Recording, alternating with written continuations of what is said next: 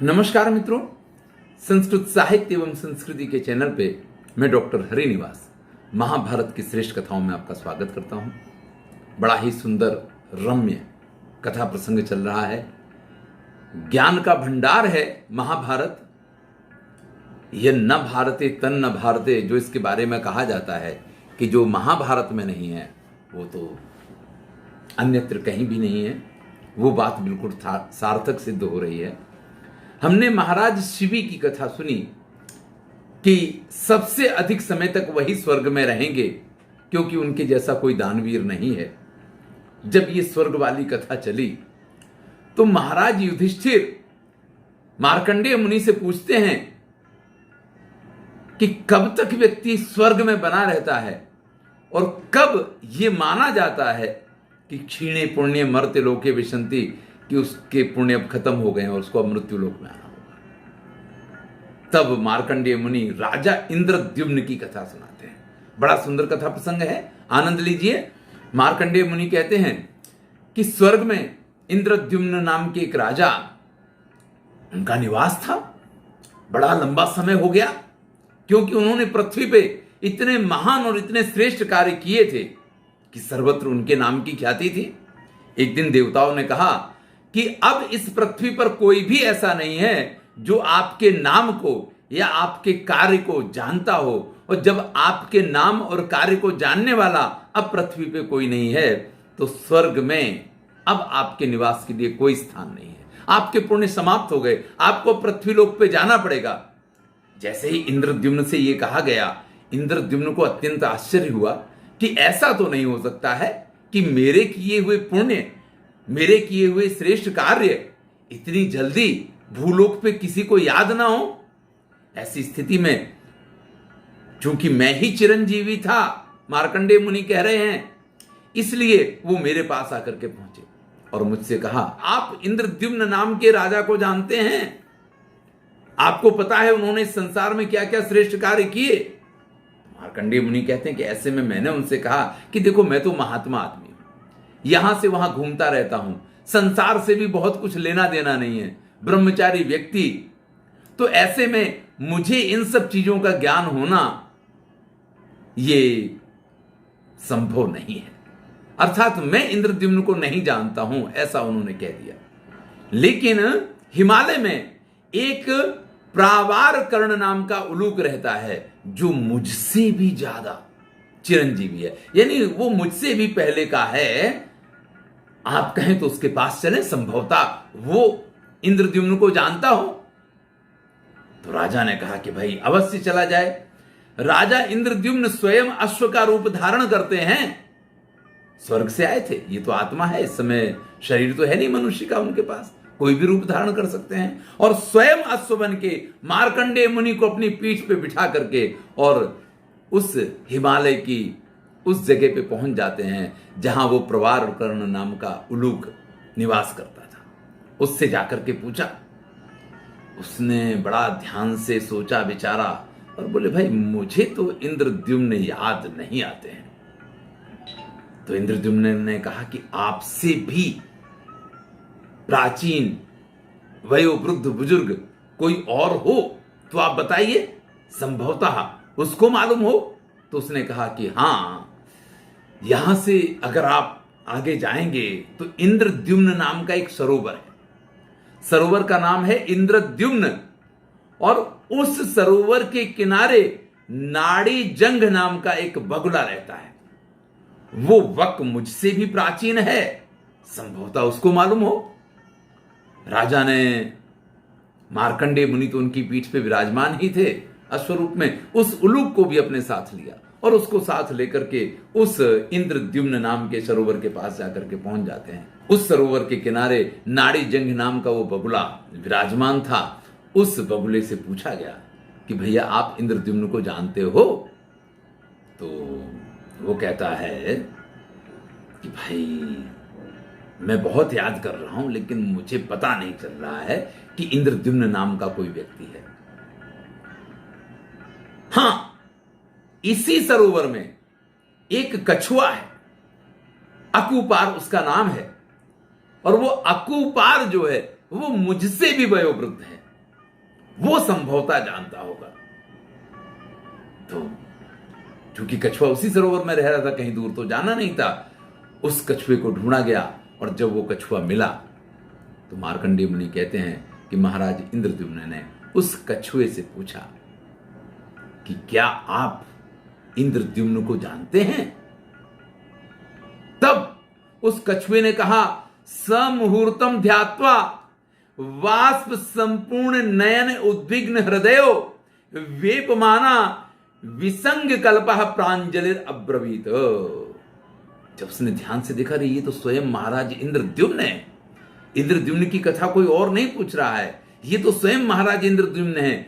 आंखों में आंसू भर जाते हैं, हृदय अत्यंत व्याकुल जैसा हो जाता है, कांपने लग जाता है, जैसे निश्चेष्ट हो गया हो, और फिर हाथ जोड़ते हुए कहता है, किम अहम एनम न प्रत्यभिज्ञास्यामि। अरे मैं उनको कैसे नहीं जानूंगा? मेरे जीवन का आधार ये जो सरोवर है, ये सरोवर उन्हीं महाराज ने जो हजारों लाखों गायें दान में दी थी, उन गायों के आवागमन से यहां पे ये सरोवर बन गया है। यानी ये सरोवर में जिसमें मैं रह रहा हूं, इसका नाम तो इंद्रद्युम्न है ही, इस सरोवर का नाम। लेकिन इस सरोवर का निर्माण कैसे हुआ है? क्योंकि महाराज इंद्रद्युम्न ने इतनी हजारों लाखों गायें ब्राह्मणों को दान में दी थी कि वो गायें यहीं से आया जाया करती थी, यहां उनका राज्य हुआ करता था। उन्होंने सरचेदम अस्य दक्षिणाभिर दत्ताभिर गोभिर अतिक्रमणमाणाभिकृतम, उनके द्वारा दी गई गायों के चलने फिरने से, उससे ये पूरा सरोवर तैयार हुआ है। और इसी सरोवर के सहारे आज इतने हजारों सालों से मैं जिंदा हूं। उन महाराज को मैं कैसे भूल सकता हूं? उन्होंने तो इस पृथ्वी पे इतने सरोवर, इतने तालाब, इतने बगीचे और इतनी सारी सुख सुविधा की प्रजा के लिए सामग्री एकत्रित की थी कि आज भी अगर आप पृथ्वी पे घूमेंगे तो जो अत्यंत प्राचीन इस प्रकार के आपको स्थान मिलेंगे, वो उन्हीं के द्वारा निर्मित करवाए गए हैं। जैसे ही उस कछुए ने इंद्रद्युम्न का इस प्रकार से वर्णन किया, तुरंत देवलोक से देवताओं का रथ वापस आता है और उनसे कहता है कि महाराज, अभी तो आपकी कीर्ति संसार में व्याप्त है, अभी इस पृथ्वी पे आपको जानने वाला कोई ना कोई विद्यमान है, इसलिए आपका स्थान स्वर्ग में बनता है। स्वर्गो यथोचितम स्थानम प्रतिपद्यस्व, आप स्वर्ग में अपना यथोचित स्थान प्राप्त करें। इस प्रकार से इंद्रद्युम्न को स्वर्ग में वापस लेकर के जाते हैं, क्योंकि इस पृथ्वी पे उनके किए हुए शुभ कर्मों को, उनके यश को जानने वाले अभी भी हैं। इसीलिए शास्त्रों में कहा गया है, दिवम स्पृशति भूमिम च शब्दः पुण्यम कर्मणः यावत् स शब्दो भवति तावद पुरुषः उच्यते। इस पृथ्वी पर जब तक व्यक्ति के किए हुए शुभ कर्मों के लिए उसको किसी भी रूप में याद किया जाएगा, जब तक कोई भी उसका नाम लेता रहेगा, तब तक उसका निवास स्वर्ग में निश्चित है। ध्यान दीजिएगा, आपने देखा होगा लोग स्कूल बनवाते हैं, अपने पिता का नाम लिखवाते हैं, उसकी बिल्डिंग बनवाते हैं, प्याऊ वगैरह बनवाते हैं, बहुत सारे ऐसे धर्मशालाएं बनवाई जाती हैं जिन पे उनके नाम लिखे जाते हैं। इन सब का कारण क्या है? यही उसका मुख्य कारण है कि जब तक उस धर्मशाला में वो पत्थर लगा रहेगा, जब तक किसी मंदिर में आपके नाम का वो पत्थर लगा रहेगा, आने जाने वाला कोई तो उस पत्थर को पढ़ेगा, और जब तक वो पत्थर वहां पे विद्यमान है तब तक आपका नाम वहां पे विद्यमान है, और अगर आपका नाम वहां विद्यमान है तो स्वर्ग में आपका स्थान विद्यमान है। इसलिए जीवन में अच्छे कर्म करते रहने चाहिए। अरे भाई, आप नाम के लिए पत्थर लगवाएं ना लगवाएं, लेकिन जब आप अच्छे कर्म करेंगे तो आपका नाम तो स्वाभाविक है, होगा ही। इसी प्रकार से अकीर्ति ही कीर्तयेत लोके यस्य भूतस्य कस्यचित् सा पतति अधवान लोकान यावत् शब्दः प्रकीर्तिते। इसी प्रकार से जब तक आपके नाम की अपकीर्ति, आपके नाम की निंदा इस संसार में होती रहेगी, तब तक आपका स्थान नरक में सुरक्षित रहेगा। बुरे कर्म करेंगे तो नरक में आपको जलना पड़ेगा, तब तक आपको नरक में रहना पड़ेगा। आपको नरक में से स्वर्ग में तब तक कोई नहीं ला सकता है। रावण के नाम को आज भी लोग जो हैं उसी प्रकार से, कंस के नाम को आज भी लोग जो हैं उसी प्रकार से स्वीकार नहीं करते हैं। कोई अपने बच्चों का नामकरण इस प्रकार से नहीं किया करता है,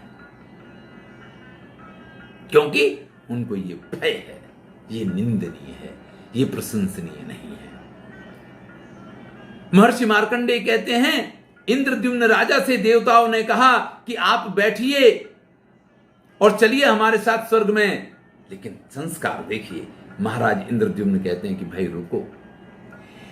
इत्येतत् श्रुत्वा सा राजा अब्रवीत, देवताओं की वो बात सुन के राजा कहता है, तिष्ठ तावत इमौ वृद्धौ यथास्थानम प्रतिपादयामीति। भाई इन वृद्ध लोगों को इनके स्थान पे पहुंचा दिया जाए। नाड़ी जंग तो वहीं का है, वो अकूपार जो कच्छप है वो भी उसी तालाब में रहता है, लेकिन जो उलूक है उसको तो हिमालय से लेके आए थे और मार्कंडेय मुनि को उनके आश्रम से लेके आए थे। भैया पहले इन दोनों लोगों को इनके स्थान पे पहुंचा दें, उसके बाद हम आपके साथ चलेंगे। कई बार ऐसा होता है, हमारा कार्य हो जाए तो हम कार्य करने वाले को भूल जाते हैं और हम अपने आनंद में डूब जाते हैं। इंद्रद्युम्न के साथ भी ऐसा होना बिल्कुल संभव था, लेकिन जिसके संस्कार होते हैं, जो श्रेष्ठ व्यक्ति होता है, वो कभी इस प्रकार का आचरण नहीं कर सकता है। तो मार्कंडेय मुनि कहते हैं, स माम प्राकार वर्णम उलूकम यथोचिते स्थाने प्रतिपाद्य तेनैव यानेन संस्थितो यथोचितम स्थानम गच्छति। उन्होंने उस प्रवार कर्ण नाम के उलूक को हिमालय की गुफा में और मुझे मेरे आश्रम में पहुंचाया और उसके बाद वो स्वर्ग में पहुंच गए हैं। तो जीवन में सत्कर्म और असत्कर्म व्यक्ति क्यों करता है, अपने नाम के लिए क्यों व्यक्ति इतना मरता है, यशस्वी होना किस लिए आवश्यक है, ये सारी चीजें ये महाभारत आपसे कहता है कि अगर आप यशस्वी होंगे तो स्वर्ग में आपकी सीट बुक रहेगी। भैया अच्छे कर्म कीजिए और स्वर्ग में अपने स्थान को सुनिश्चित बनाइए। धन्यवाद। मैं हूं डॉक्टर हरिनिवास। अगले वीडियो में जीवन के लिए क्या क्या उपयोगी है, आप अगर दान करते हैं तो कैसे करना चाहिए, श्राद्ध क्यों करना चाहिए, जीवन में जितने कर्म हैं स्वर्ग जाने के लिए, वो सारे कर्मों के बारे में चर्चा हम करेंगे।